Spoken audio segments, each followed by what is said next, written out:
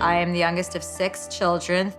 My father's name is Seymour Handler, and that means he's a big Jew.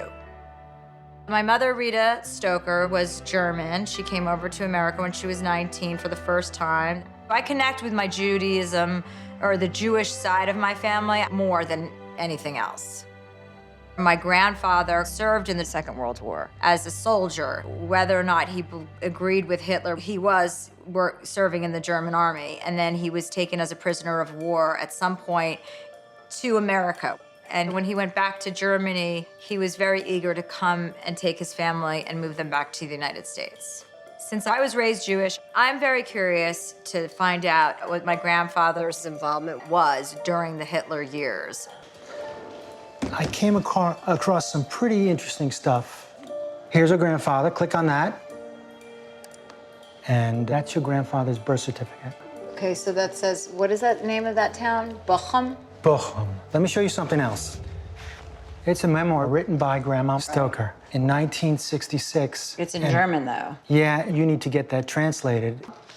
That's not all, Chelsea. I want to show you something else. This belongs to our grandfather. Okay. Well, that's a swastika with Carl Stoker's name on it. I think that me being Jewish, it's going to be pretty mind-blowing going to a place where Jews were persecuted. So I'm starting my journey in his hometown, Bochum, Germany, to find the truth. What is this place? Oh, you will find out in a sec. It's mentioned right here.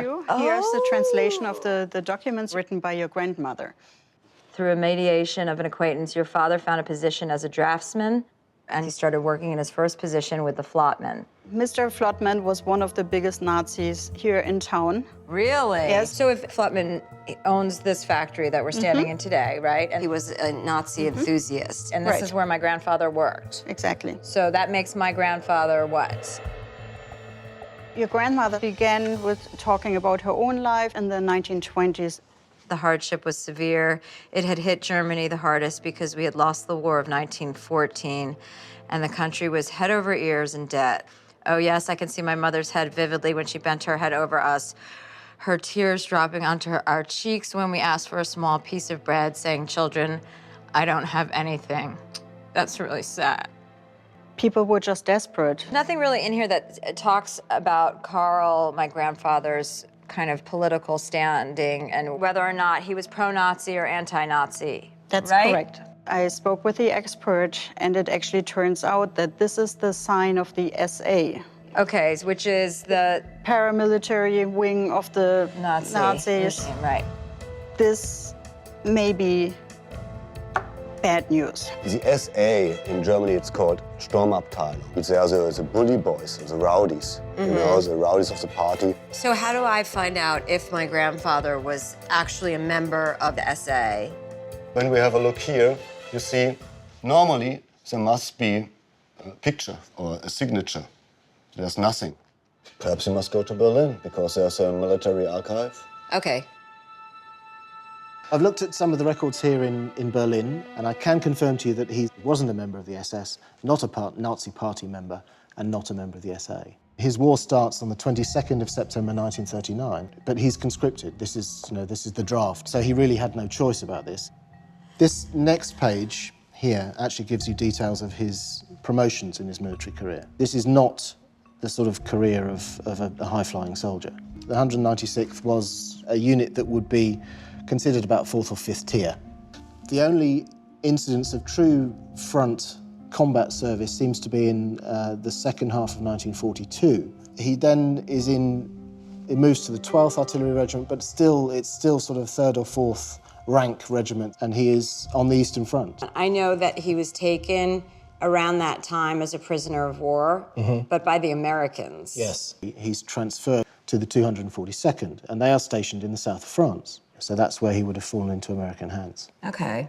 So he was captured on August 16th in 44 in Saint Raphael, France. So I'm heading to the French Riviera, where my grandfather was captured by U.S. troops. I was an 18-year-old combat infantry soldier who landed here on August 15th, 1944. Your grandfather probably was one of the soldiers who was manning cannons, firing at us when we were trying to get across the beach. I have something to show you. There was an American military photographer on the beach as the German soldiers were being gathered. So one of those guys is probably my grandfather. One of those men could have been your grandfather. I can't believe you have footage of this. Being on this beach and knowing that my grandfather was here, it's an amazing feeling. Looking today at that video and seeing the looks of relief on the soldiers' faces was exactly what I wanted to see.